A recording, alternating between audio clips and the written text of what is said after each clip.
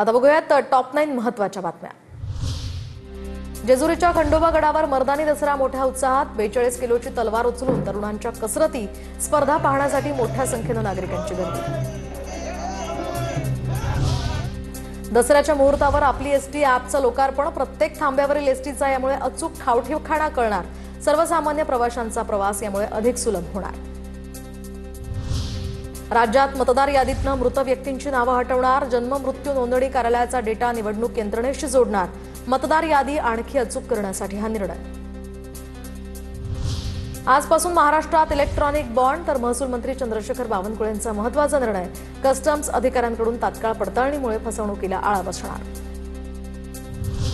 काजू उत्पादकांना प्रति किलो 10 रुपयांचं अनुदान, सरकारकडून 38,88,730 रुपयांच्या निधी वितरणास मंजुरी, तर हा निधी लाभार्थी काजू उत्पादकांच्या बँक खात्यावर थेट जमा होणार।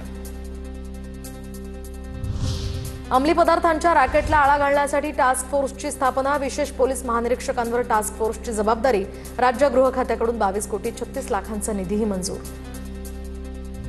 71व्या सवाई गंधर्व भीमसेन महोत्सवाच्या तारखा जाहीर, 10 ते 14 डिसेंबर दरम्यान महाराष्ट्रीय मंडळाच्या क्रीडा संकुलात हा महोत्सव पार पडणार।